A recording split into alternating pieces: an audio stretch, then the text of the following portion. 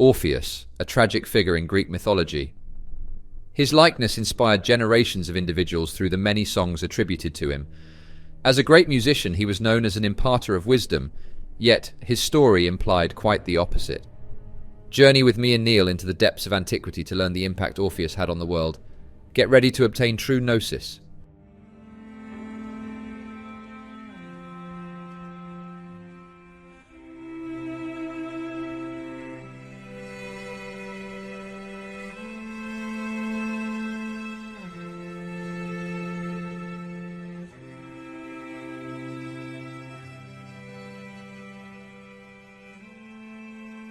Orpheus and Eurydice. Hymen, the god of the marriage feast, in his robes of saffron, flew from Crete through the measureless sky to the land of the Thracian Cecones. Orpheus was calling the god to his wedding through all to no purpose. The god attended for sure, but the ritual words, the joyful faces and omens of favor were sadly missing.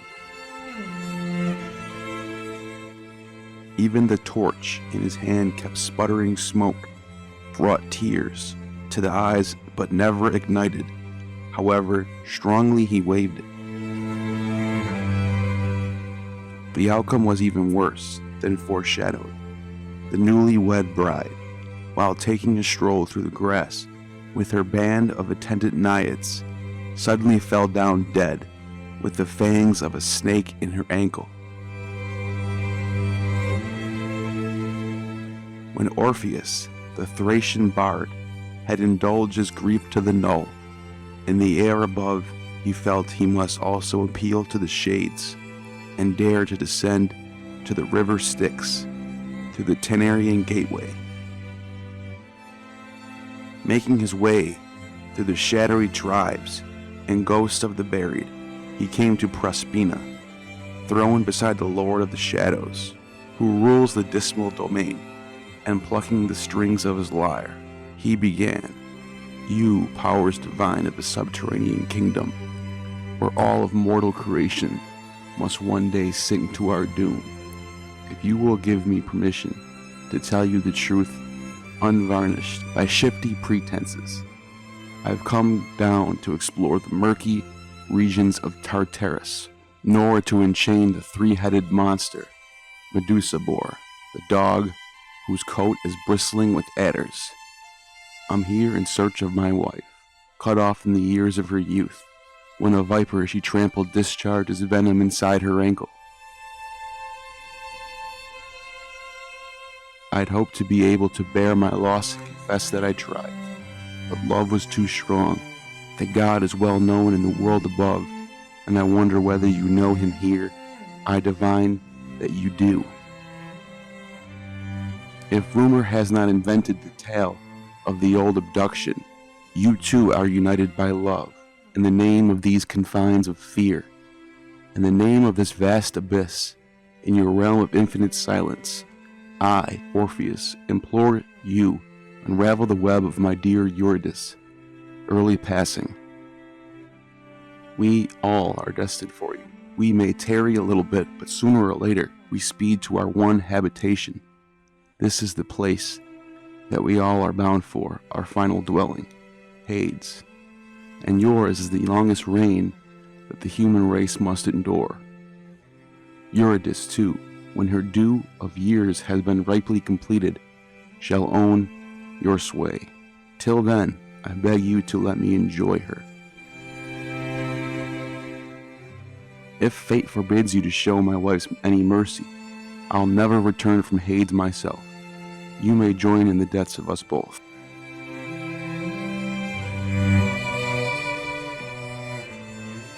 As Orpheus pleaded his cause, enhancing his words with his music, he moved with the bloodless spirits of tears. For a moment, Tantalus seized to clutch at the fleeting pool. Ixion's wheel was spellbound. The vultures halted their pecking at Tydeus' liver. The Daenids dropped their urns, and Sisyphus sat on his boulder. The furious hearts were assogged by the song, and story goes. that they wept real tears for the first time, the king and queen of the world below, before to refuse such a moving appeal, and they summoned Eurydice, leaving the rest of the ghosts who have newly arrived to slowly trail along on her wounded ankle. Orpheus was told he could lead her away on one condition: to walk in front and never look back until he had left the Vale of Avernus, or else the concession would count for nothing. In deadly silence, the two of them followed the upward slope. The track was steep, it was dark and shrouded in thick black mist. Not far to go now, the exit to the earth and the light was ahead. But Orpheus was frightened, his love was falling behind, he was desperate to see her.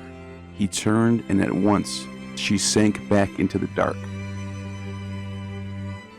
She stretched out her arms to him, struggled to feel his hands on her own, but all she was able to catch, poor soul, was the yielding air.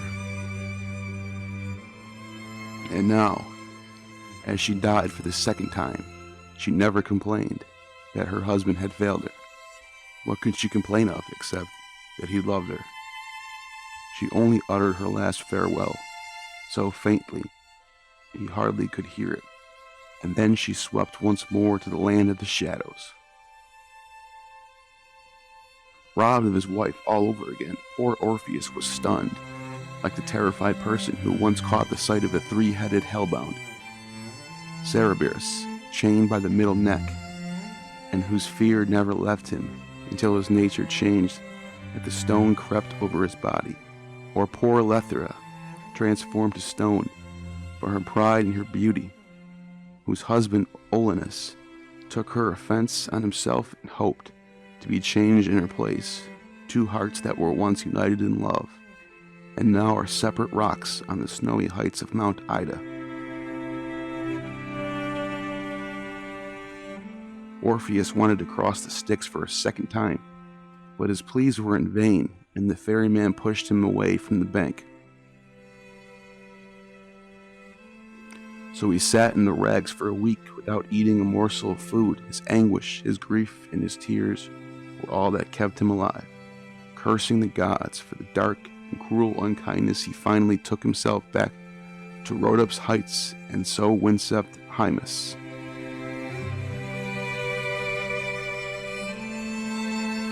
Three years went by, with the sun god Apollo traversing watery Pisces. To mark their ending, Orpheus now would have nothing to do with the love of woman, perhaps because of his fortune in love, or he may be plighted his troth forever, but scores of women were burning to sleep with the bard and suffered the pain of rejection.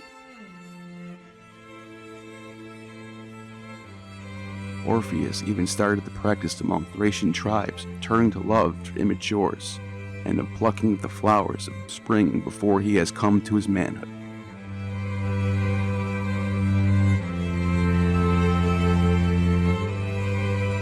In summary, what we have here is a romantic tragedy of Orpheus, the poet bard, demigod, who later becomes a follower of Dionysus. The Orpheus mysteries are tied together in this way. This is from Ovid, Metamorphosis.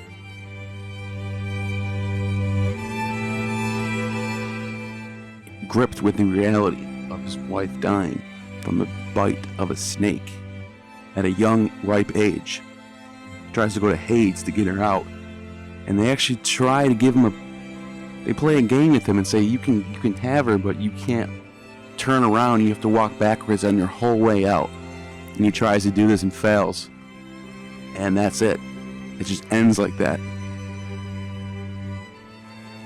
Very dark, tragic, romantic story.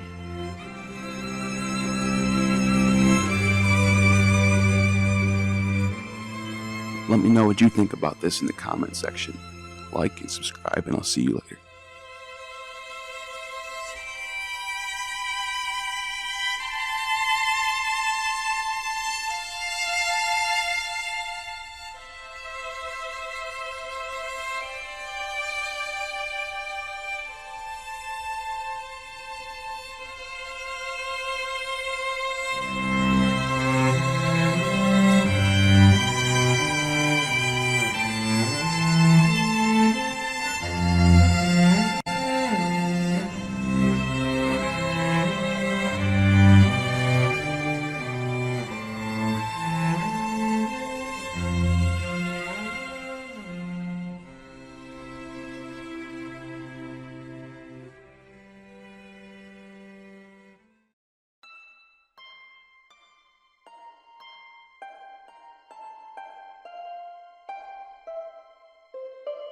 the death of Orpheus.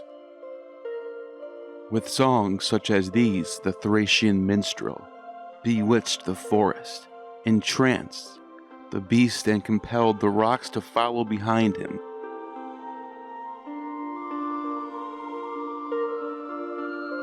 The wild Ciconian women, attired in their dappled fawskins, suddenly saw him where they stood on a hilltop, Orpheus, chanting his lays in gentle accord with the strings of his lyre.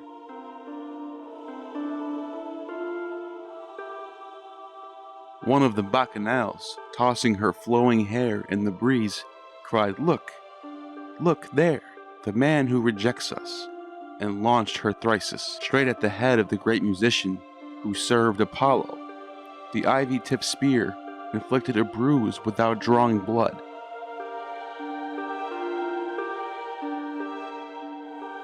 Another maiden picked up a stone. It flew through the air, but the lyre and voice united to break its force, and it fell in front of the poet's feet, as though it were begging forgiveness for such a frenzied assault.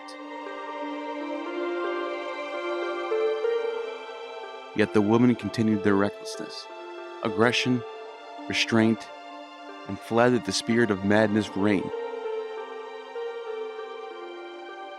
Orpheus, singing, could well have weakened their shots. Cacophony won. The hideous scream of the Phrygian pipe with its curved bell, the banging of drums, the clapping of hands, and the bacchanals shrieking drowned the sound of the lyre, and the voice of the bard could no longer be heard, so the woman's stones were at long last stained with his blood. First, the Medians pounced on the innocent creatures that still lay up under the spell of his music, the numberless birds and the snakes, the lines of beasts which had followed in Orpheus' triumphal procession. Then, with their hands well bloody, they turned on Orpheus in person, massing together like birds who had spied the nocturnal screech owl, flitting around in the daytime, or dogs at the morning fight in the amphitheater, who prey on mortally wounded stag. Each woman attacked the bard by flinging her leafy thyrsus, a weapon not made for such violent use. Then they threw clods of earth, sharp-pointed rocks or branches ripped from the trees. Their madness had further weapons on which to draw. As it happened, some oxen were plowing a nearby field, and the brawny peasants were sweating away as they dug the soil for their fruits of the earth. On sight, the mated horde, the workmen, took their heels and abandoned their tools, the hoes, the heavy rakes, and the mattocks, lying dispersed on empty fields. These tools were seized by the savage women, who ripped the fierce horned oxen to pieces, and then rushed back to complete the murder of Orpheus. The poet extended his helpless arms. He spoke, but now for the first time spoke to no purpose. His voice had lost all power to move.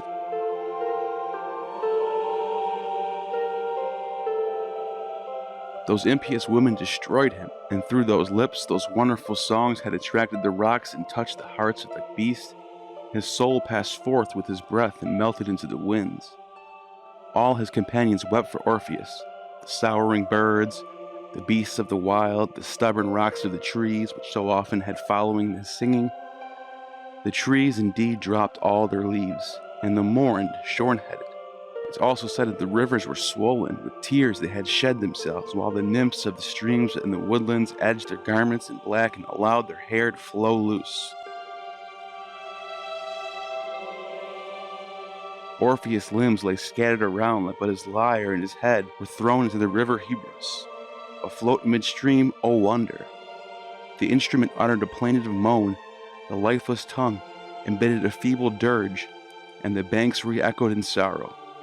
The river carried them both to the sea, where the poet took leave of his homeland and found his way to Methema, on Lesbos' coast. Here, as his head exposed on an alien shore, the hair still dripping with sea spray and fierce snake made no attack, Apollo at last intervened. The snake had opened its fangs, but its gaping jaws were hardened to stone and froze in motion. Orpheus' shade passed under the earth. He recognized all the places he'd seen before. As he searched the Elysian fields, he found the wife he had lost and held her close in his arms. At last the lovers could stroll together side by side. Or she went ahead and followed, then Orpheus ventured in front, and knew he now looked back at his own Eurydice safely.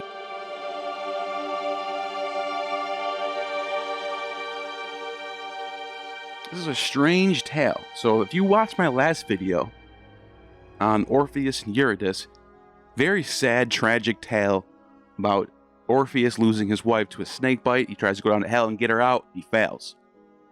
Now, a lot happens with the story of Orpheus. There's an entire book about him, and he just gets into a lot of crazy stuff. But he ends up finally being killed by these Maenads, these women.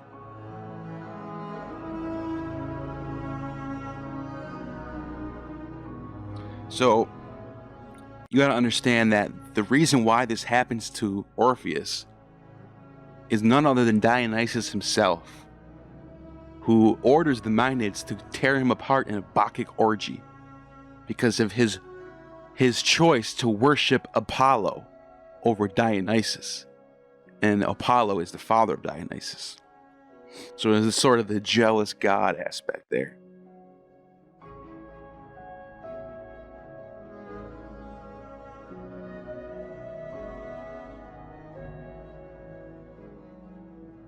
Next, however, the Maenads are punished by Dionysus himself, and then it gets into King Midas.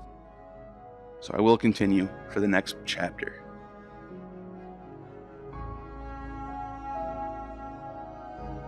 The punishment of the Maenads. Bacchus, however, was angry at losing the priest of his mysteries. By the way, Bacchus is Dionysus. That's a Latin version of the name Dionysus. And would not allow the crime of his murder to go unpunished. There in the forest were all the Thracian women would taken, part in outrage. At once he tried them in twisted tree roots. Attacking each one at the point where she'd stopped her pursuit, he extended her toes and forced the extremities down into solid earth. Imagine a bird which has caught her leg in a crafty bird catcher's hidden snare and knows that she's trapped. Imagine her flapping her wings in terror and drawing the cord of the noose ever tighter.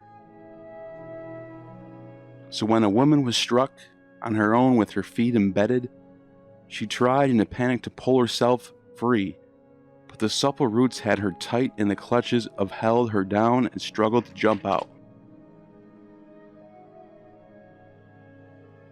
Desperately searching to find her, her toes and her toenails, she saw that bark was creeping over the slender calves. As she tried to beat on her thigh to express her grief and frustration, her fist's power struck upon wood, her breast then turned into wood, and as soon as her shoulders were wood, you'd suppose that her outstretched arms were genuine branches.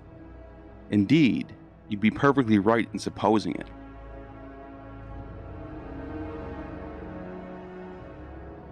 So let's do a little rundown of what happened in these two books. Orpheus is killed by these women known as the Maenads. This is Bacchus's appointed priest, his anointed one. And Bacchus comes back and turns her into a tree. Very, very wild stuff in these poems. Very rich in symbolism. So next we meet Midas. Bacchus was still displeased. He abandoned Thrace altogether, and taking a worthier band of dancers, he made Temlis, vines in the river Partulus, although its waters were not yet golden, and man hadn't started over to covet its precious sand. Surrounding the god was the usual throng of Bacchians and satyrs. Only Silenus was not an attendant. The Phrygian peasants had found the old drunkard reeling bed decked in his garlanded flowers, and brought him to Midas, the king of whom Orpheus from Thrace had instructed in Dionysiac rites when he taught Emulus of Athens. As soon as the king understood that his guest was a fellow initiate, to honor Selinus' arrival and general spirit, he ordered a feast which lasted for 10 continuous days and nights. At the end of that time, when the morning star had brought up the rear and the other stars in the sky, King Midas blithely went out into the Lydian fields and restored the old man to his foster child Bacchus. Delighted to see his father again, Dionysus gave Midas the welcome but dangerous right to choose any boon he desired.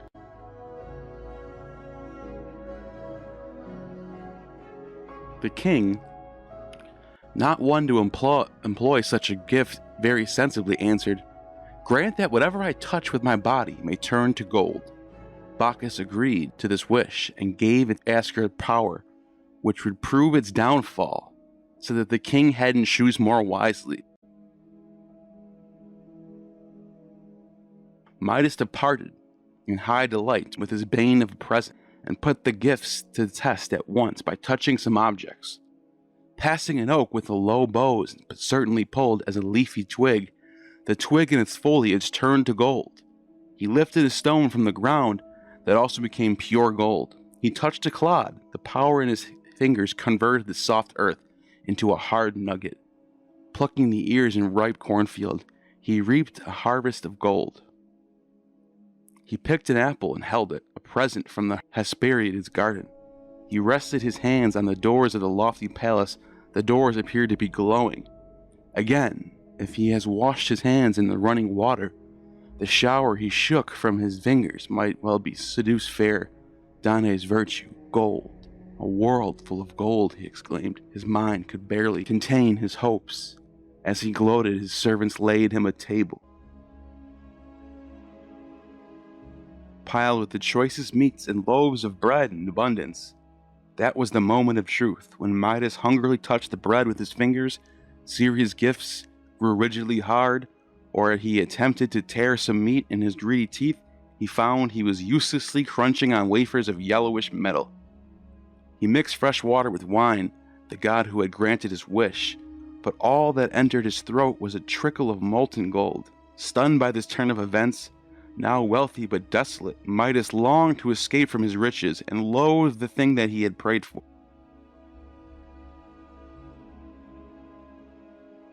Perpetually hungry, his throat was parched with a burning thirst. By his own act, gold had become detested. Torturer, raising his hands at the radiant arms to the sky, "Oh, Father Bacchus, forgive me. I know I have sinned, but pity my plight and rescue me now from the curse that seduced me." The gods can be kind, so Bacchus, when Midas admitted his error, canceled the gift he had faithfully yielded and cured the affliction. "So that you needn't remain," he said, "encased in the gold, you desire so unwisely to proceed to the river that flows by the mighty city of Sardis. Follow the ridge of the bank upstream and travel along until you come to Pacla's source.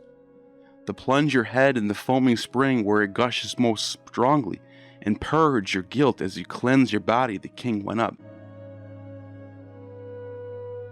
Sounds like a baptism, the Dionysian baptism. You see all these rites being applied in these texts. Pay attention to those things.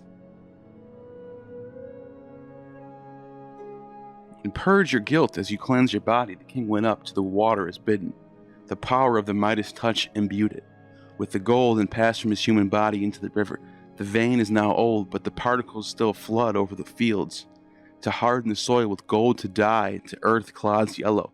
Disgusted by wealth, King Midas haunted the fields and the forests, worshipping Pan, who always inhabits the mountain caves.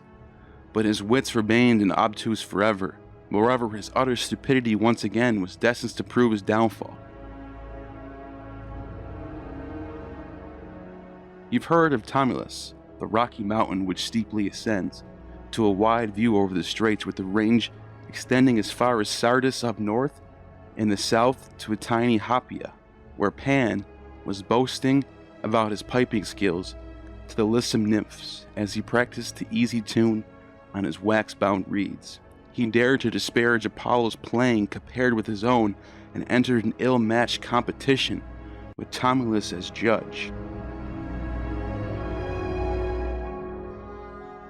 The venerable judge assumed his seat on the mountain he ruled, and brushed the trees away from his ears. His dark green ringlets were only wreathed with foliage of oak, acorns dangling. Around his temples, then, with a glance at the god of the flocks, he said, "I am ready." So Pan performed on his rustic pipes, and his barbarous strains entranced the ears of Midas, who chanced to be there when he played. When his piece was finished, Timeless solemnly turned his head to Apollo's direction and did his forest. Phoebus was crowned and wreath of Parnassian blay on his golden hair, and he swept the ground on his mantle of Tyrian purple. His lyre was richly inlaid with jewels of Indian ivory. Holding the instrument from his left hand, plectrum in right, and struck a pose of a maestro. And then he plucked at the strings with his practiced thumb, till Temulus, enthralled by the beautiful music, notified Pan that the pipes must yield the palm to the lyre. All agreed that was judgment pronounced at the sacred mountain. Only Midas challenged the verdict and called it unfair. Apollo couldn't allow such intensive ears to preserve the human appearance. He lengthened them out. He filled them with shaggy gray hairs. He made them floppy and able to waggle their tips. The rest of King Midas belonged but to a man. His other members remained intact, but he wore the ears of a lumbering donkey. Needless to say, he was anxious to hide them and tried to undo the effect of his shameful appendage by wearing a purple tiara. But sadly, the servant who cut his hair was bound to notice the shocking additions. Although the barber was itching to broadcast what he had seen, he hadn't the nerve to betray his master. Unable, however, to keep the secret all to himself, he slipped away and dug a hole in the ground, and whispered inside, "King Midas has ass's ears." He then reshoveled the soil into the empty hole to bury all trace of his words, and quietly vanished. But soon a close-packed cluster of quivering reeds began to grow on the spot, and said, after a year of ripening, gave the planter away. In the breeze from the south they would rustle and whistle the buried words, "King Midas has ass's ears."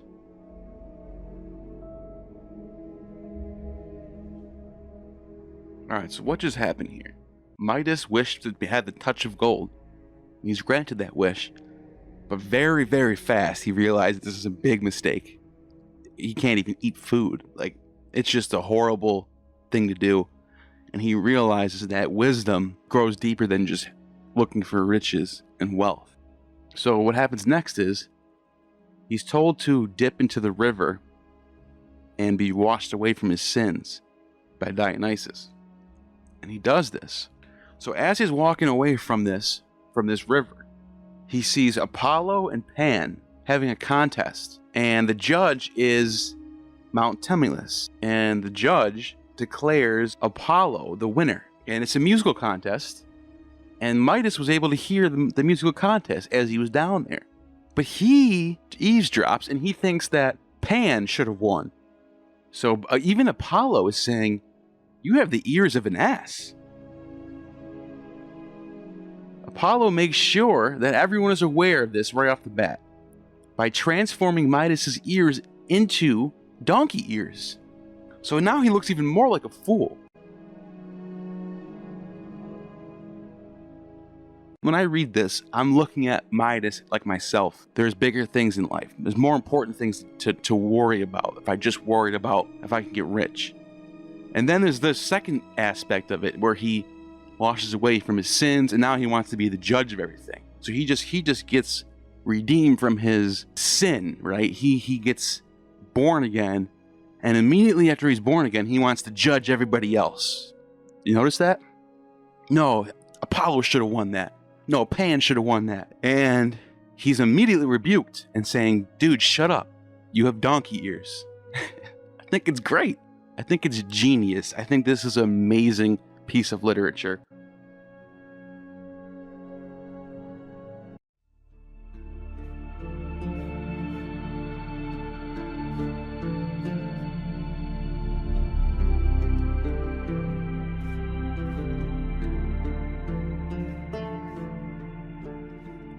Just as the ancient Near Eastern conception of prophecy and prophethood may mean different things in different contexts, so Orpheus may be all things to all men.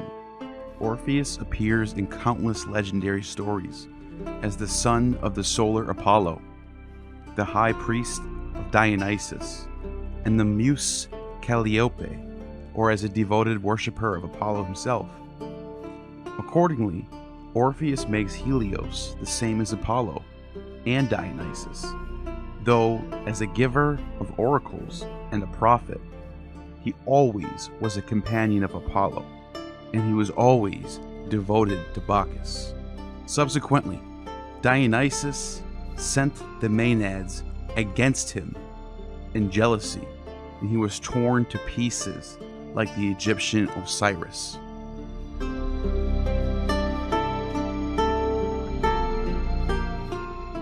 And so Orpheus is a prophet in the trivial sense of a person who foretells the future, or in the sense of the theological administrator, an authority in covenants and treaties of the Israelite politico-military enterprises. In both cases, prophecy is an integral part of the divination, whose fundamental cosmological premise and logic are based on the ancient ideology of Near Eastern royalty. Consequently, prophecy is a form of divination, along with dreams, visions. By the time we get to the 1st century, Orphism and Judaism are starting to marry each other. There are Orphic texts that are used by the Jews, and the Jews in Alexandria are even claiming Orpheus as one of their prophets. Plato writes about Orpheus and Musaeus, Orpheus being the teacher of a man named Musaeus. There are some who later think that this is Moses, but the Alexandrians flip this on their head and say that it's the other way around, that Musaeus, or Moses, is the teacher of Orpheus. And so the pagans and Jews go back and forth on who is more important to them between Orpheus. Some of the Orphic plates, golden plates about how to get through Hades and be transmigrated, are adopted by Gnostic Christians in the 2nd century.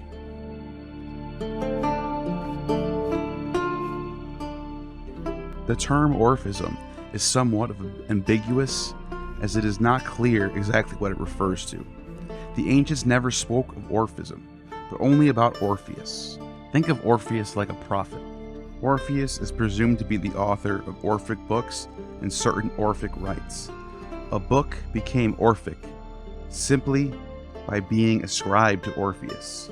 The question of whether Orphism existed as a religious movement or as merely a set of beliefs described in the Orphic literature remains controversial.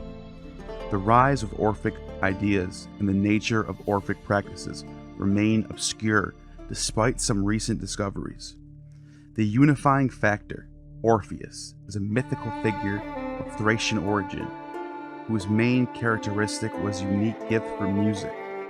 This characteristic features in a number of ancient stories about Orpheus. He is said to have enchanted Hades with his song, so that his prematurely dead wife Eurydice returned to life.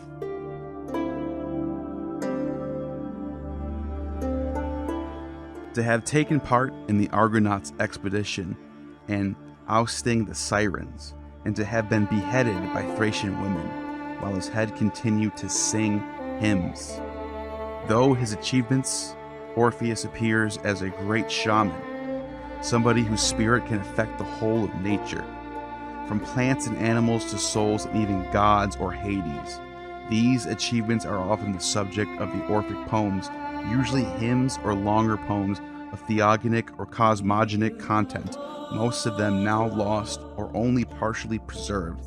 Such Orphic poems presumably started to circulate from the 6th century BCE to the 5th and 4th centuries. As the testimony of various authorities suggest, Plato and others. A relatively recent find, the Derveni papyrus, which I've done a video about recently, discovered in a tomb in northern Greece and dating from the 4th century BCE, contains a commentary on an Orphic Theogony and proves to such Orphic poems were in circulation already in the 5th century BCE. In the 6th century CE, Damascius, discussing the Orphic account of beginnings of the world, talks of 3 Orphic Theogonies, of which he had only indirect knowledge. According to the core of Orphic cosmogony, Kronos, the primordial divinity, gives birth to Aether and Chaos, and they generate a world egg.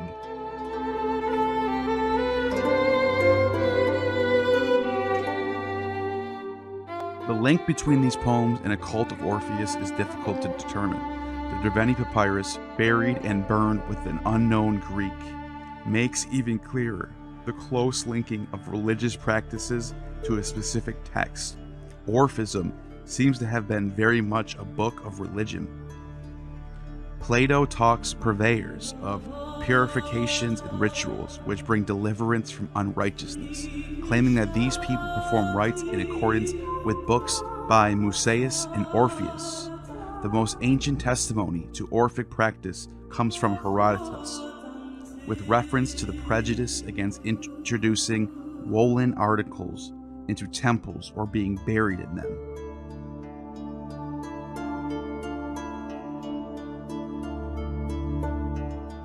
Herodotus says this is an Egyptian custom, and in this they agree with the practices which are called Orphic and Bacchic, though they are actually Egyptian and Pythagorean. Herodotus is not only one who identifies Orphic with Bacchic rites. In Euripides' Hippolytus, Theseus uses the verb Bacchuian for Orphic rites. Archaeological evidence further supports the close relation between Orphic and Bacchic rites, and Orpheus often figures in artistic depictions of predominantly Dionysiac themes. Orpheus is sometimes said to be the initiator of the cult of Dionysus, but at other times he is presented as having neglected the worship of Dionysus after his journey to Hades, instead venerating the sun, for which his punishment was his assassination by a group of Thracian women.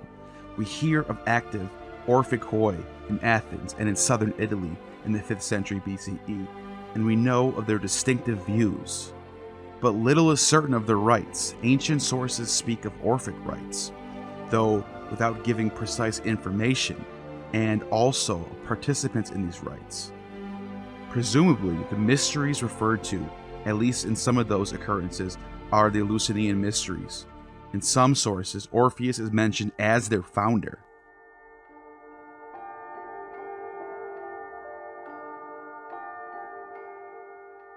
And Orphic mysteries are sometimes identified with the Eleusinian mysteries, according to Pausanias. Orphic ideas indeed permeated the Eleusinian and also the Theban mysteries of the Cabiri. Orphics were particularly concerned with the purity of the soul, which was deemed to be imprisoned in the body.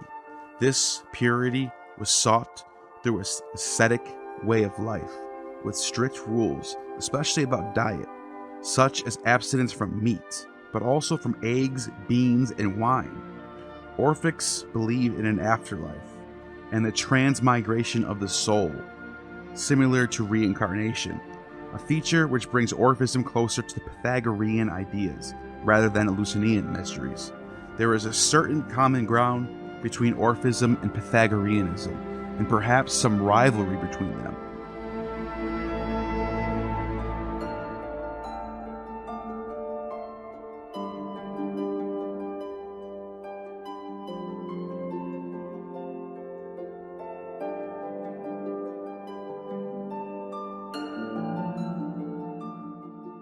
To judge from such contradicting testimonies as that according to which Pythagoras and the Pythagoreans were the true authors of Orphic poems, and that Pythagoras was indebted to Orpheus.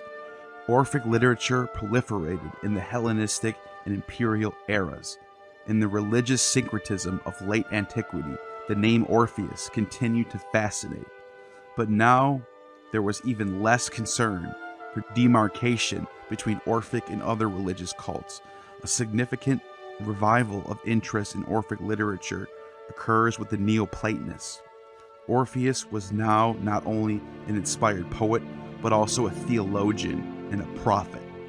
The Orphic poems were interpreted allegorically. Under this interpretation, were held to be in accord with the doctrines of Platonic philosophy. The Orpheus legend had a considerable impact on Christianity. Although the Orphic rites were dismissed, the story of Orpheus' charming nature with his music was interpreted as a prefiguration of Christ by Clement of Alexandria, charming human souls with his teaching. Christ in his role, the Good Shepherd, is said to be the new Orpheus. And Christ is the new Orpheus, singing the song of salvation. The figure of Orpheus, which is often found in catacombs, stands for Christ, who can be depicted as Orpheus himself. As you see here in the ancient catacombs, Orpheus is depicted right next to Jesus.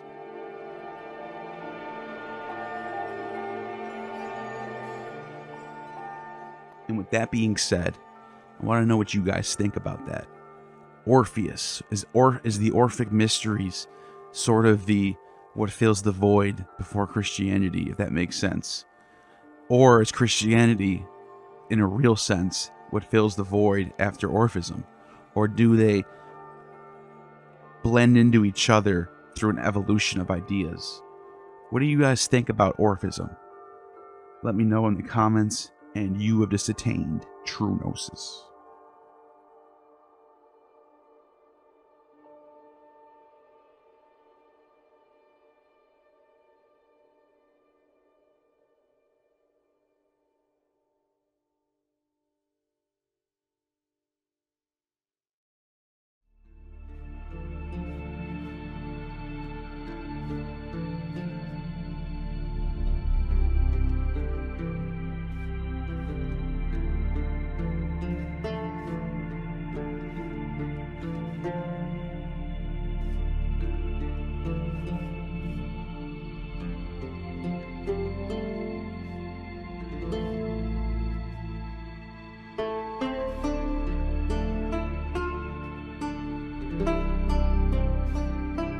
Pythagoras, born in 570 BC on the island of Samos.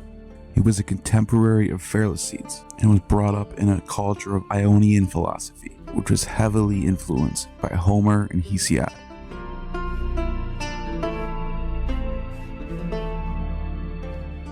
His contemporary, Pharisee the Syrian, founded the Eleusinian Mysteries, which would later be the influence on Christianity, as well as Socrates, Plato, Aristotle, and Neoplatonic religions.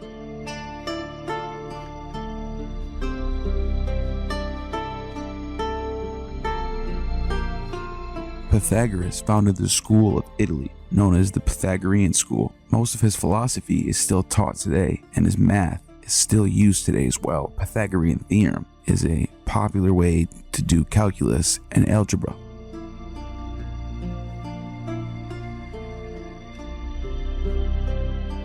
At some point in his youth, he left the country and traveled to Egypt, on which occasion Polycrates gave him a letter of introduction to Amasis, and he learned the Egyptian language, as Antiphon tells us in his treatise on those men who have become conspicuous for virtue. He also associated with the Chaldeans and the Magi through his contemporary Pharisees the Syrian.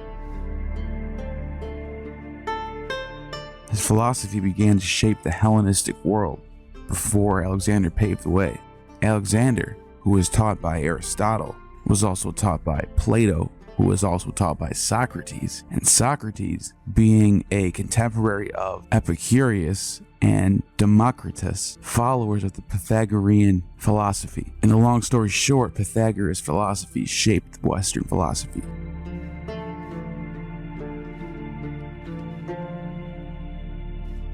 When he was in Egypt, he entered into the holiest parts of their temples and learned all the most secret mysteries that relate to their gods.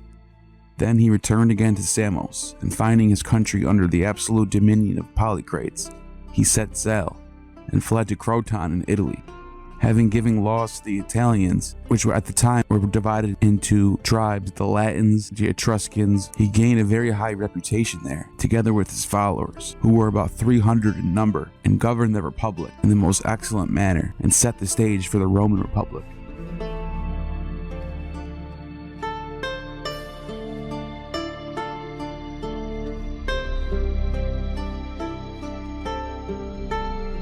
His teachings were known as symbols. Members took a vow of silence that they would not reveal these symbols to non-members. Those who did not obey the laws of the community were expelled, sometimes even killed. Some of these mystery teachings are still around today in the form of Freemasonry, Rosicrucians, and others like the Theosophical Society. He got all these ideas of the Brotherhood from Egypt, which also he saw in Babylon as well.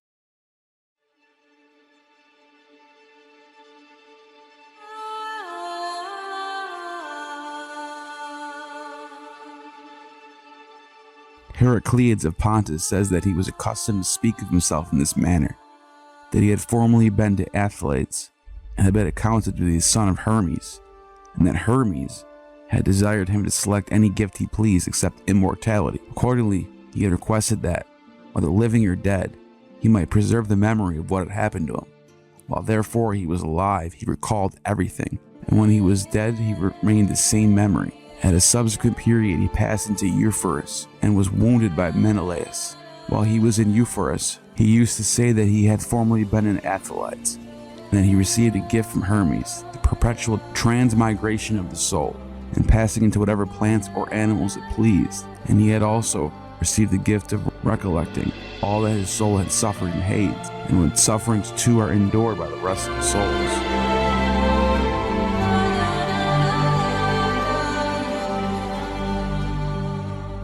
Pythagoras did not leave behind a single book, but they talk foolishly of Heraclitus, a natural philosopher.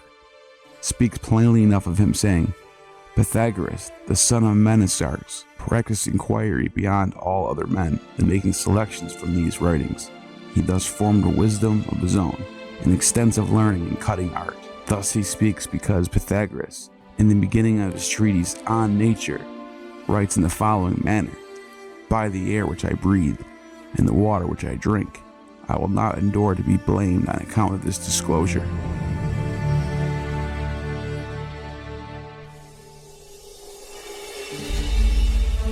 There are many examples of Pythagoras' life being mythicized. For example, some accounts say that he was able to talk with animals, and they were able to talk back to him and he can communicate with them, and that no animals were scared of him. He would come up to him and even go on his shoulder. Birds would fly up to him. Cattle would yield his callings. Snakes wouldn't bite him.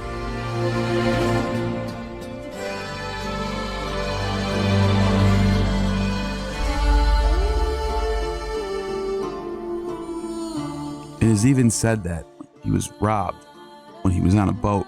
He was taken as a slave, but even his slaveholders were so drawn to his nature and his aura that they had to let him go and treat him well.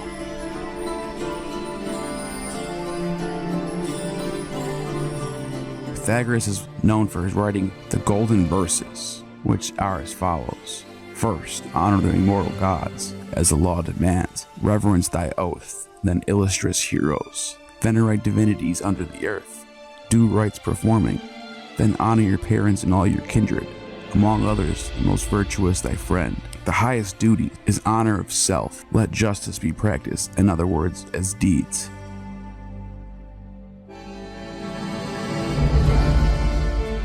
He also wrote 75 maxims on what to do in your life. They're basically like a book of Proverbs. First one being, go not beyond the balance. Transgress not justice. 2, sit not down on the bushel. Do not loaf on your job. 3, tear not pieces the crown. Do not be a joy killer. These are proverbs that lead up to what is called the Pythagorean why.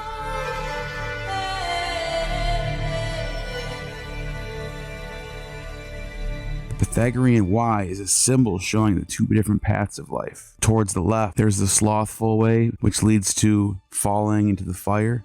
And then to the right, there's the way of hard work, which leads to having your own throne. The Pythagorean letter two ways spread, shows the two paths in which the man's life is led. The right hand track the sacred virtue tends, though steep and rough at first, it rests and ends.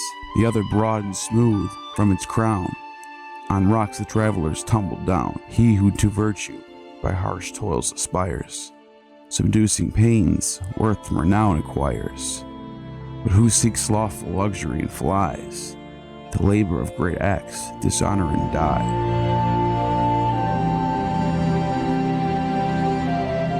He's also accredited for the sentences of Sextus, which are short ethical sayings. Number 1, to neglect things of the smallest consequence is not the least thing in human life. Number 2, the sage and despiser of wealth most resemble God. Number 3, do not investigate the name of God because you will not find it, for everything called by name receives its appellation, from which is more worthy than itself. So that of one person that calls on another that hears. Who is it, therefore, who has given a name to God? The word God is not a name of his, but an indication of what we conceive of him. Number 4, God is light, incapable of receiving its opposite. There's 104 of these, and they are the ones who've shaped Ionian philosophy.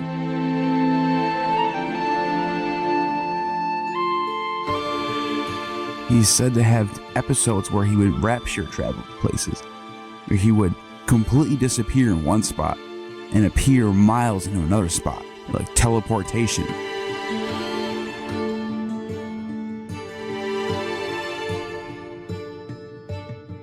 It's hard to tell which of these are true and which of these are myth, but there are a lot of different things ascribed to him as far as mathematics, philosophy, geometry. Even Democritus, the man who came up with atomic theory, ascribes most of his ideas to Pythagoras, so he might be the most important man that ever lived in the West. His contemporary, Pherecydes from the Syrian, is also noted sometimes as one of the 7 sages of Greece. The 7 sages of Greece lived a century before Pythagoras and Pherecydes, which Pythagoras learned from, and from that, he passed down to Socrates and Plato, and the rest is history.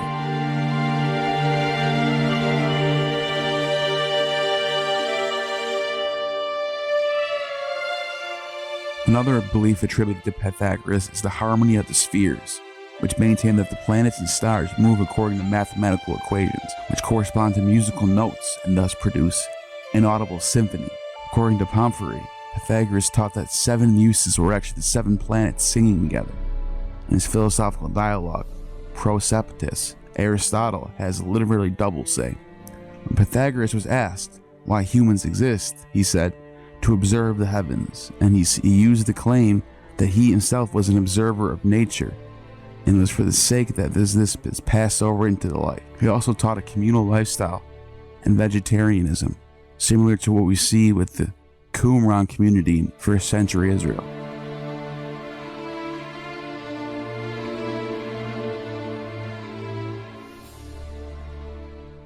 But I'm also excited to be here to talk about the life of Apollonius of Tyana.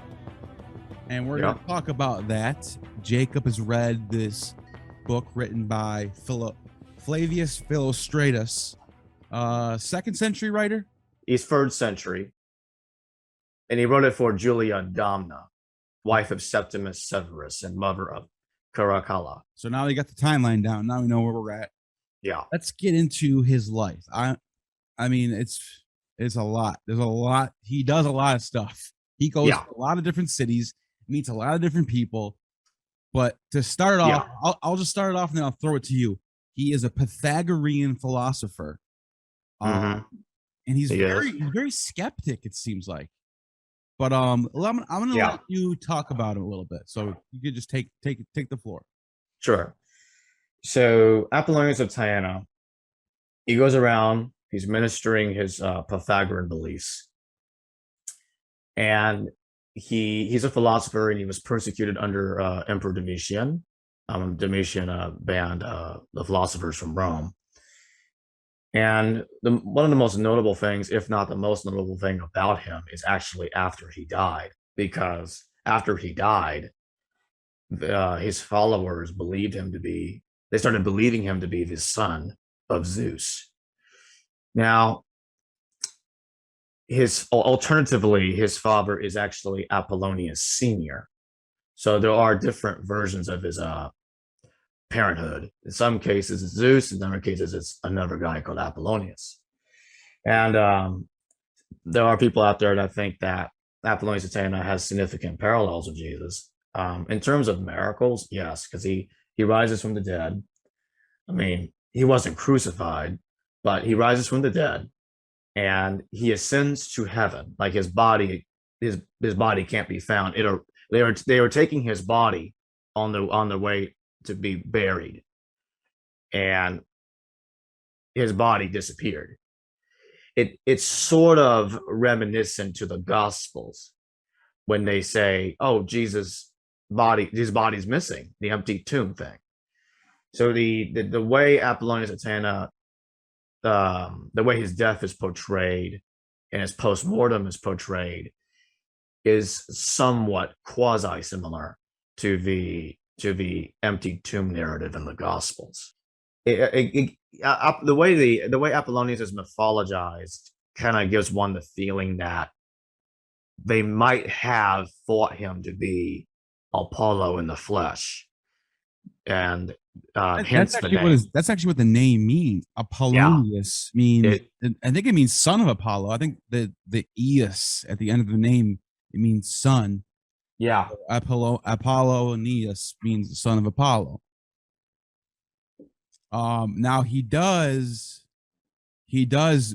pay tribute to, he does a offering, but he doesn't use meat. He uses like a cake, like a sweet cake, which is kind of interesting if you think about it, because you don't hear about that in these religious texts. You always hear about the offering of the ram or the sheep or the goat or something, and this guy's just offering sweet rolls to his god. It's like, it's kind of funny. And and Apollonius is quoted by Lucius as bringing up talking about Euripides. He's talking about the writings of Juba. Like that's like big time Mauritanian, Ptolemaic, and very Hellenistic. And he talks about justice. He travels with a guy called Damas. He's apparently a student of his, and they're traveling together throughout the Middle East. In the sense, it does somewhat sound like his ministry can remind one of Paul preaching and ministering to the churches. Apollonius in that way is doing the same thing. He's preaching to the Pythagoreans and their households. Their one could call them churches, I suppose. They're the equivalents thereof.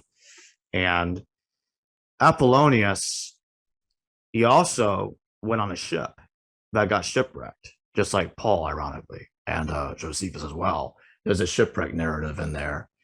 And in another instance, his father, he's in the mythological aspect of the story. His father Zeus is called Zeus Asbamius. So it's a sort of a different form of Zeus because of the title Asbamius that is in there. And the other thing is, going back to the parallels, there are some people out there that are mythicists. I think that Jesus didn't exist. They like to say that Jesus is a complete copy of Apollonius of Tyana, and sometimes they'll say, well, he's both Jesus and Paul. And I'm like, okay, well, Apollonius, he does have parallels, but the parallels aren't that serious. If anything, he's like a rival to Christianity, and that's really as far as I can take that, because Apollonius of Tyana, he's sort of like a more Hellenic version, like a more Greco-Roman version of this savior figure, demigod figure, like, you know, say like he, and it seems like his main objective is he goes to these different cults, different cities. He goes to Corinth, he goes to Antioch, he goes into India. He's traveling the world, and he's meeting with these Brahmins, he's meeting with these priests, he's meeting with these magi, and he's updating their ways of doing these. What he's doing is he's looking at their rites, and he's saying, okay, where are you getting these rites from? Okay, they're ancient rites. I get that. Why? And then he's like challenging them on their rights, and he tries to change them for them and make them better. And it's almost like I almost want to feel like maybe this is like sort of an allegory of Rome jumping into, like, Rome became at the time. So the time of Apollonius of Tyana's life, 1st century Rome, right? At this point in time, Rome was going around and going into different countries like Syria, Judea, Egypt, even in the Parthian world, they were kind of spreading influence in there, especially Augustus. Augustus had a big control over the Parthian satraps, and he almost brought back some historians say that he was the closest one to bring back Alexander's empire, which obviously didn't happen, but they're saying if anyone was the closest, it was Augustus. Now, with that being said, this could be an allegory of influence of Rome on the rest of the world, is spreading these Greco-Roman ideals. Yeah. And speaking on the influence of Rome, Apollonius of Tyana was taken in by the Flavians. He was a philosopher for Vespasian. It's in a very similar situation to Josephus being adopted into the Flavian household, receiving the name Titus Flavius Josephus. Now it says here, as soon as it was day and the wind fair from land, the ship was ready to sail. Crowds flocked to the shore, all anxious to embark with Apollonius, notwithstanding the small size of the vessel. It was now autumn, a time of year when the sea is not much to be trusted. The people who supposed Apollonius had power over fire and water and perils of every kind, all asked leave to go on board with him. All asked to leave to go on board with him. When he found the numbers were more than the ship was able to contain, and happening at the same time to see another vessel at anchor near the tomb of Ajax, he's either bringing up the anchor thing, and the anchor and the dolphin and the anchor is a big symbolism in the Flavian family.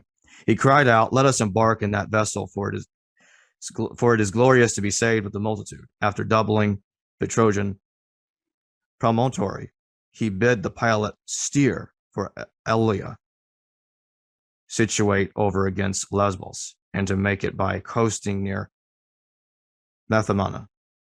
For there it was Achilles told him Palamedes was buried, and there his statue was to be seen of the height of 1 cubit, representing a man far older than even Palamedes was.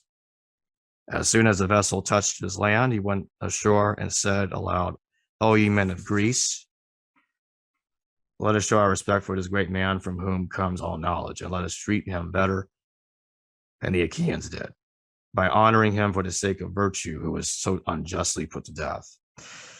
So, based on my reading here, it kind of looks like the ministry of Apollonius of Tyana seems to be portrayed kind of like projected into the Homeric epics. And this is in chapter 13, page 199 of my translation of the translation that I have. Mm-hmm. So and you know, a lot of the stuff in here is very, I don't want to say like boring or fluffy, but like it's like extra. Like it's really, it seems to be really repetitive, and like he does his little vow of silence. After his vow of silence is over with, he just kind of goes away and goes somewhere else. He's just doing things like one by one, and the whole point of me bringing this up is that he kind of is very schizophrenic, just like Jesus was, like in the Gospels. He's just, what is he doing? Why is this all happening? Why does he have to? And for example, in the Gospels, why does he have to die on the cross? Why is that even a thing? Same thing with Apollonius of Tyana. Why is he doing all this? You just don't even realize, and the writer never really explains it.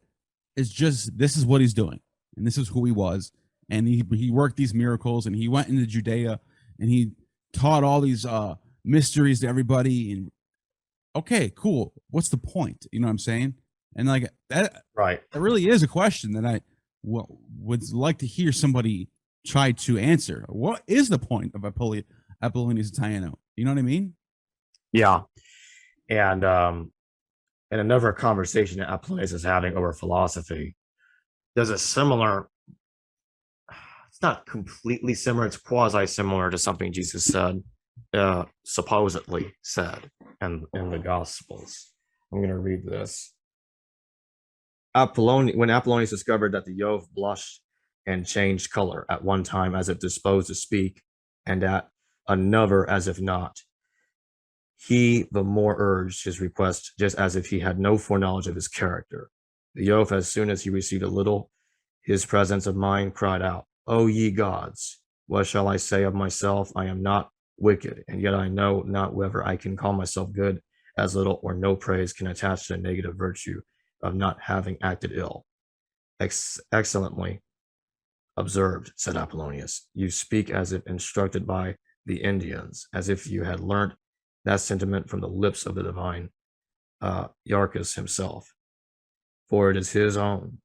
But how or from whom have you received such opinions? For you appear as if afraid to offend. So the way that's expressed, "O ye gods," it kind of sounds like the character is complaining to the gods. They seem to have somewhat forsaken him in this instance of philosophy. And Apollonius is talking to this guy that's complaining about this. And Jesus says, my God, why have you forsaken me?" This also does parallel Psalms. Was it in Psalms? I think it was in Psalms. The Eli Levis of Arfana. It's not quite the same. And just before that, there's a few sentences before that. It says Apollonius requested him to sit opposite to him and address him in the following manner: "Young Egyptian, for you are, I suppose, of this country. Tell us the good and evil of your life, that you may be pardoned for anything you have done wrong by reason of your Jove, and praise for what you have done well, and may philosophize with me and my friends." And then the rest of it goes exactly as I read after that. Yeah, and I noticed a thing about Apollonius of Tyana. Part of his philosophy is that he likes to be critical. He's very critical of different people, like in different. For example, let me just jump to an example. Right. Somebody tells him that he's praying to Asclepius, the god of health. And Asclepius, he's saying, "Asclepius is not healing me. Why isn't Asclepius healing me?" And Apollonius tells him, "He's not healing you because you keep eating dense foods, and you're not being healthy. You're not even trying." He's basically telling the person, Asclepius isn't real. You got to get yourself healthy. Right. By praying to Asclepius, you're making a pact with yourself, is the message I got from it. So it almost seems atheistic. He almost feels like an atheist, the way he goes around and criticizes all these rites and tells people that no, that's not how it works. The way you heal yourself. Yeah, you pray to Asclepius. Yeah, you give an offering, but you also stop eating bad food and you start exercising and doing this and that. And it's actually kind of refreshing to read an ancient text. Yeah. And hear those type of philosophy being pushed. You know what I mean? It's like he's definitely a different type of character for the times. Now we got to get into his death. How does he die?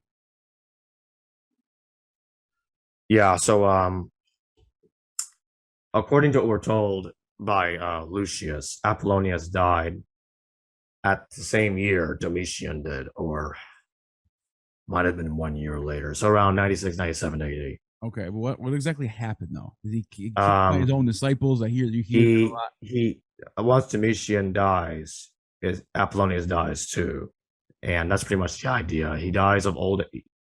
He's not killed.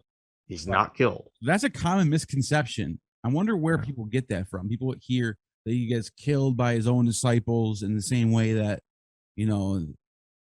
Right. You know what I mean? Like, exactly. That's kind of what everyone kind of throws around there. I wonder if there's a different source for that. That's what I'm trying to figure out. Why do people say that?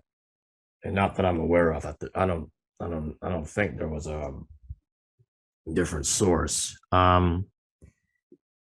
So it sounds so Apollonius, like I was saying earlier, once he dies, they take his body to go get buried, at possibly entombed. I don't remember. But I know his body doesn't make it because they look at it and it's gone. He ascended, apparently. He ascended to heaven to be with Zeus, something like that. So it says he dies in the year 100 AD. That's what it says right here. And then another source right here I'm looking at. Yeah, that's inaccurate. It's pretty. It ties in Apollonius' death to Domitian. Yeah. Yeah, around the same time he did. 97 right here I'm seeing. Domitian died in 96. So to be on the safer side, I'm just gonna say he died in 96. Now, why are you saying that he died? Why does it have to be so the same as Domitian? I don't know. Why are you saying that? Because because it says that he died. That once Domitian dies, Apollonius dies too. That's what the story says.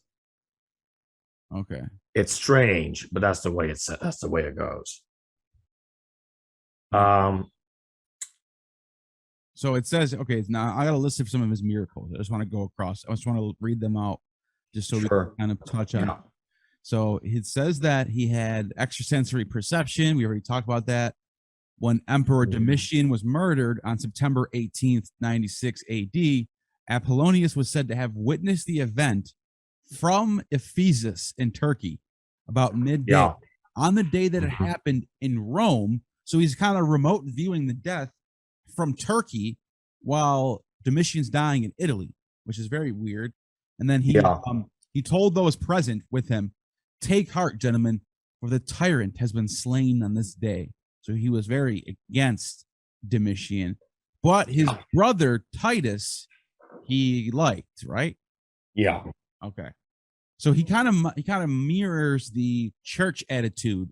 The church later on, and this is later on, obviously. Yeah. Later on, the church, right, post Constantine times, the church will say Domitian was evil. Domitian is damned to hell. While Titus and his father, Joseph, Titus, same name as father actually, were both good. They were both, they were agents of God or whatever. They, whatever you want to call it. But that's basically, it kind of mirrors that. So you see a similarity there. But other than that, the comparisons with him being the same person as Jesus, I think it's a bit of a stretch. I think that the fact that they're both from the same century, born around the same time, they both are sort of these figures that go around and shaking the fabric of reality with their philosophy. Yeah, you can draw comparisons there. But to say they're the same person, especially considering the death is not even close. Two completely different deaths, two completely different lifespans, two completely different parts of the world. I mean, you can say that's the writers were borrowing from each other. Yeah, that's fine. But to say that this is the same person, I'm going to say no. I'm going to say big. Yeah, exactly. It doesn't work. It's kind of like, it kind of reminds me of the exaggerated parallels between Horus and Jesus. Yes. In fact, almost, if not practically every single parallel between Horus and Jesus has been proven false. Yeah. And Gerald Macy is that guy back in the 19th century that came up with those ridiculous ideas, and everybody else is parroting his work, trying to say, "Oh, look at this! Everything's coming from Egypt," that crap. And now here's something that's really interesting I want to bring up here. So it says here, the people of Tarsus of old bore no kindness to Apollonius, because neither his continual reproaches nor the language in which he conveyed them were adapted to their soft and effeminate manners. However, at this time, they loved him as much as if he had been their founder and the great support of their city. It happened once when Titus was sacrificing in public that the whole city assembled, presented a petition to him which contained matters of the greatest moment. He said he would present it to his father and perform the duties of an ambassador for him. When he said this, Apollonius came forward and thus addressed him. Suppose I could prove to you that some of the persons present are both enemies to you and your father, that they came to Jerusalem on an embassy for the purpose of exciting revolt, and that they privately gave assistance to those who were in arms against you. If I could prove all this, what do you think they would deserve? Nothing, replied Titus, but instant death. And are you not ashamed, said Apollonius, to shew more promptitude in punishing delinquents than in rewarding those who never offended, and in assuming to yourself authority sufficient to punish, while lest you defer that are recompensing till you have seen and conferred with your father. Titus was not displeased with this mode of reasoning and said, I grant them their petitions, as I know my father will not be angry with me for having submitted to truth and you. So this sort of reminds me of the Jesus and Pilate getting philosophical in the Gospels, in the same way Apollonius gets philosophical with Titus.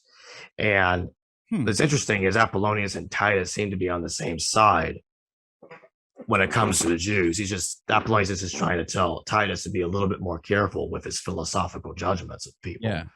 But other than that, you ready for this Easter egg nugget? So later in the Empire period, right before the Christian era, actually, late 3rd century, 272 AD, according to the Historia Augusta, Emperor Aurelian captures the city of Tyana, against the Palmyrene Empire. And he is about to destroy the entire city. And according to the Augusta, he has a vision where he sees Apollonius come down and tell him to spare the city. Now that is crazy, thinking that people were still talking about Apollonius of Tyana right before the Christian era. He was fresh on everyone's mind, being told as like, oh, look, we got a vision from him. Like he's some sort of god that can give emperors visions. So later on, the story, but this story doesn't even end yet. Right around that time period. So I'm trying to let everyone realize this real quick. Sure. The setting of the Roman Empire at this time, the Christian church is growing. It's almost taken over. We're a couple of decades away from the church totally taking control of the state religion. We're right there. Right now, there's the pagan Rome and then there's Christian Rome, and they're like this right now. They're both present. So right after that happens, right after this vision happens, people start making talismans. There's these talismans, these coins, these magic coins, with Apollonius on them. And they were said to be sent from heaven. And there were magical figures and columns erected in public places meant to protect the cities from afflictions. And the great popularity of these talismans was a challenge to the Christians. This is what's written down. And some of the Byzantine authors condemned them as sorcery and the work of demons. So the reason why I'm bringing that up is like, this is sort of fascinating that they both of these myths start around the same time, 1st century, and they both sort of grow. They both sort of grow all the way to the 4th century, and then they butt heads. And then we have the war coming with Constantine, and that's it. Christianity rules the West for the next 1,000 years. But I just think it's fascinating. You can't talk about Christianity and get deep and talk about the history of Christianity without talking about the life of Apollonius of Tyana. They have to go together. Even if you and I agree with them. Yeah. I agree with the Christians on this one. They are not the same. They oppose each other. They do. Oh yeah. Especially after what I just read. The church saw them as demonic arches that were being built in the name of Apollonius of Tyana. However, you have to recognize that people did believe that this was a Messiah figure who can come in visions and tell you things. That's fascinating. Yeah. And the other interesting thing is his father, Apollonius, Apollonius Sr. sent his son, Apollonius Jr., the guy we're talking about, to Tarsus to be taught by Euthydemus for 3 years. Yes. And he was in Antioch for a while. And that is the birthplace, I think. Yeah. And Paul was at Antioch all the time. He was taught by 3 years by Barnabas. He was with Barnabas for 3 years. And then Josephus is taught by 3 years of Barnabas. Antioch, Syria is the city, according to the Bible, where the word Christian first became a thing, where they started calling themselves Christians. The first time it ever happened, according to the Bible, is in Antioch, Syria. Well, that's if you think about it, it really did start in Antioch. Yeah, I believe that's why Paul is there all the time. And I also think that the Syrians, according to some reports, I don't know how true this is. I might have to ask a scholar on this question. But the first Bible was written in Syriac. It was called the Peshitta, which means the straight rule, and it was written in Antioch, Syria. So that makes it even more convincing if that's true. Another point I'll bring up is Edessa in early literature was called Antioch, and it's ruled by the same family that controls Adiabene. And Professor Eisman had made the argument that Adiabene actually is Edessa, because Adiabene in Josephus's works is described as being located by Josephus as being beyond the Euphrates. Church Father Eusebius puts Edessa beyond the Euphrates, which Edessa has been archaeologically located as being beyond the Euphrates. And in later literature, Helena is the queen of Edessa. In earlier literature, going as far back as Josephus, she's the queen of Adiabene. So it's the same family. And the thing is, Ananias of Adiabene taught anti-circumcision at their kingdom. He was trying to convince Prince Isates, that don't circumcise, man. It's not needed. But Eleazar, Ananias' opponent, this is happening in the late 8020s, early 8030s, that he's saying, no, you got to keep the Torah, Isates. You got to circumcise. You want to be Jewish, you got to circumcise. And Eleazar convinced Prince Isates to circumcise.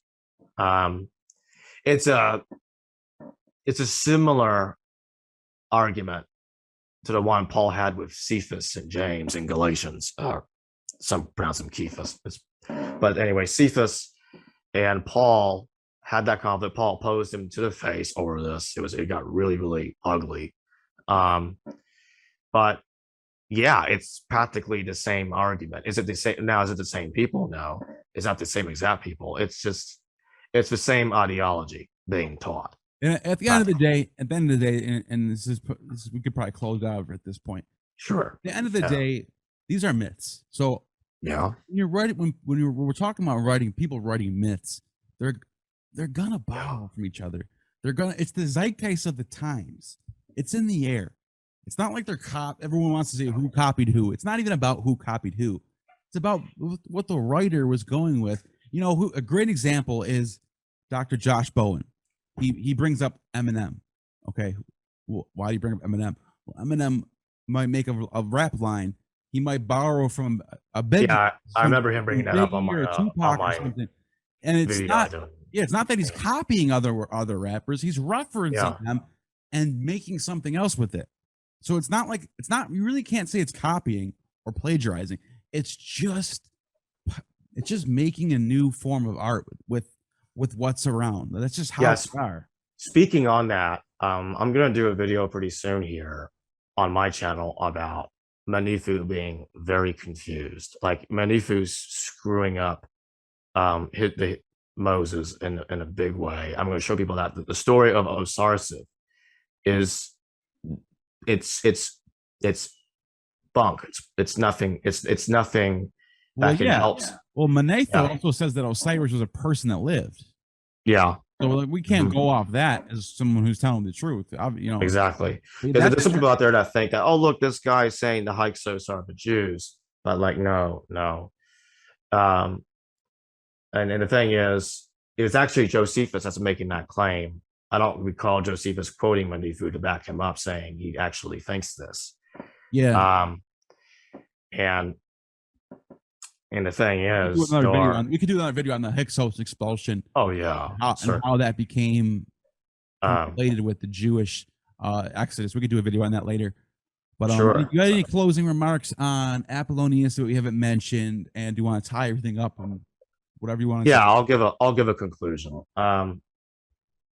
As for adding anything more, I think we've covered the bases on that. Apollonius of Tyana, long story short, is a similar person in the sense that he did miracles that resemble that of Jesus's miracles. The missing body narrative is identical to the empty tomb narrative in the Gospels. He was deified after his death. God is his father by a human mother somehow. And in contradiction, in some cases, he actually has a human father, which is somewhat of an identical paradox to that of Jesus. And Apollonius debated, he got philosophical with Roman government officials, just like Jesus did. He got into conflict with them and also was friendly with them too at the same time, which is also similar to Paul. He also got into conflict with them, and he also got into friendly conversations with them and worked with them too. It was it just went back and forth like that. He got shipwrecked, taught by 3 years by somebody. Tarsus is in there. The shipwreck thing that happens also in the Aeneid, and I think in the Odyssey. Yeah, no one, not even thinking. Funny enough, even Marcion he got shipwrecked. Yeah, so that shipwreck parallel, I see why everyone likes to go with it, because it's like, but I think I think that's just a very easy narrative to write about, because they're a common thing that happened back then. Shipwreck. Right. Yeah. So I don't draw too much attention to that, like some people do. Like, oh look, they both got shipwrecked. Like, I'm just noting the parallel. Oh yeah, but no, I know. There are people out there that over accentuate it and say, "Well, that's because he is Paul." I'm like, no. Right. There are people out there. I'm gonna have Ralph Ellis on tomorrow or in 2 days, and I want to ask him, because I know he loves talking about that. Like, he thinks that it's impossible that the same. I've heard him say this before. And not saying anything bad about him. He thinks that Paul is Josephus. He will say, well, how could there be two shipwrecks? He'll say that. It's called having two shipwrecks. One ship gets wrecked and another ship gets wrecked. That's how it's possible. Like, what kind of question is that? Yeah, and the thing is, I'm gonna save my I don't even want to talk about it. I want to have him on. I'm gonna ask him questions, and then we'll get yeah. So.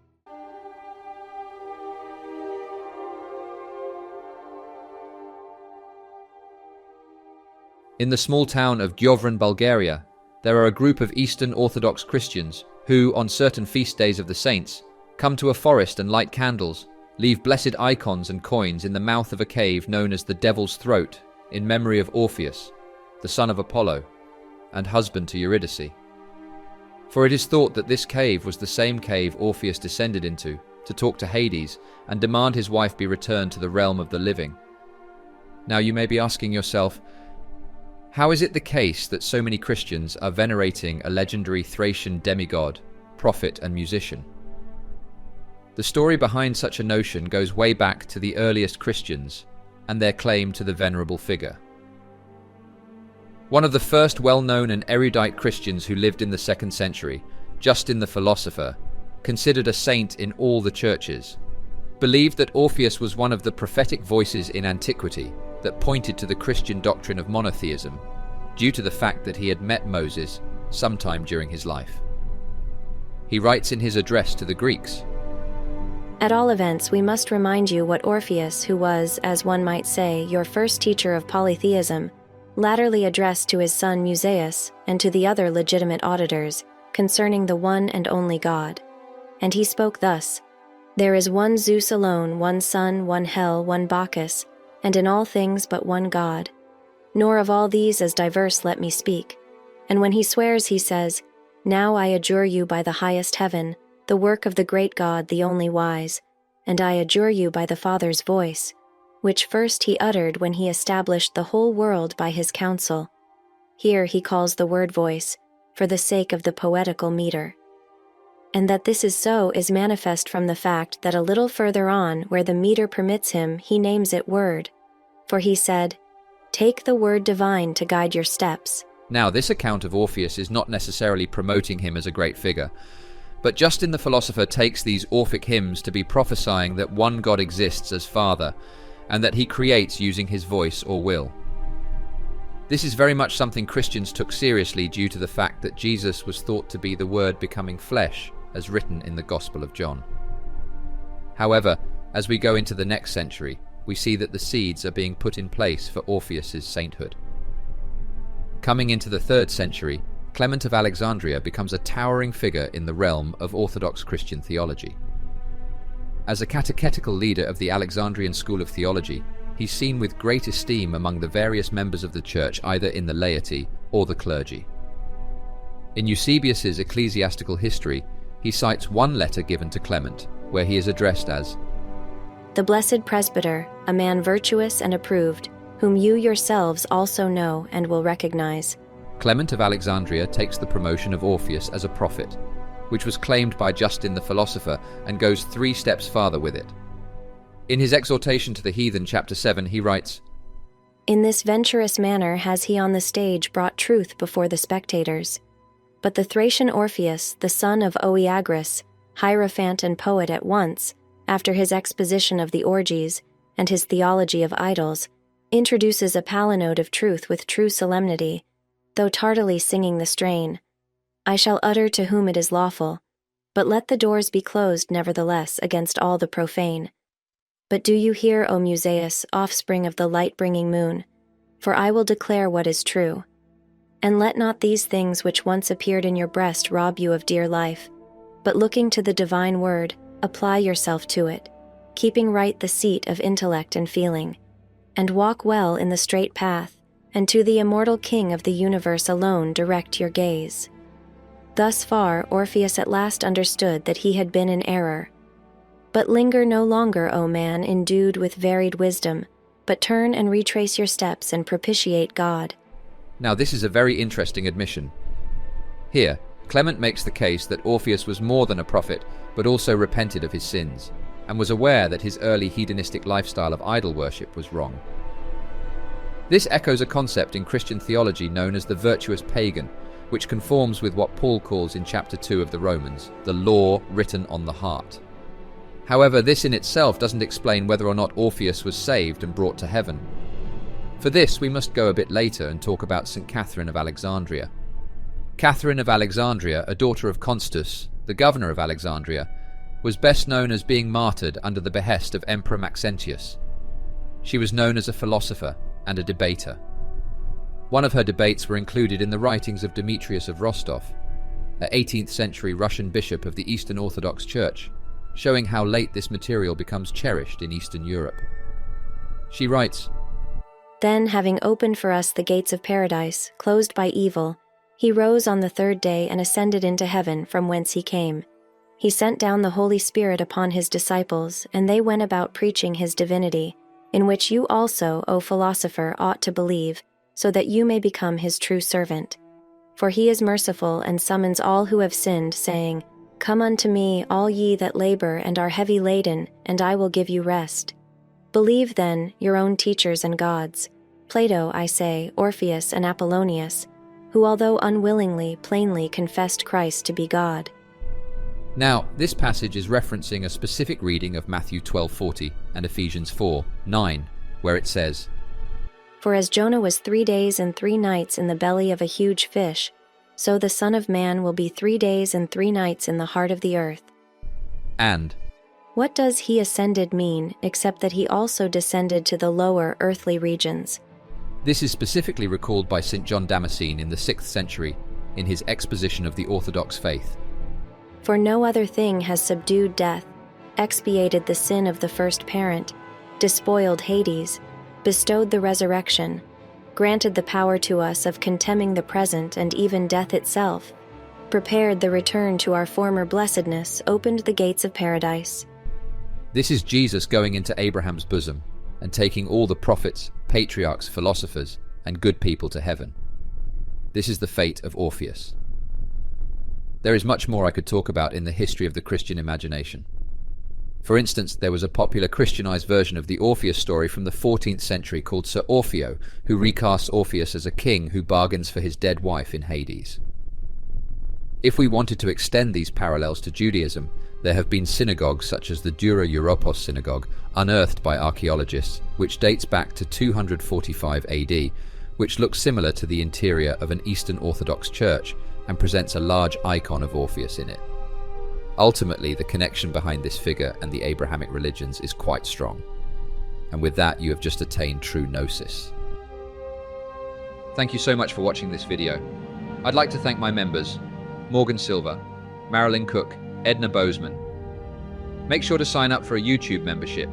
For only $3 a month, you can access exclusive video essays early,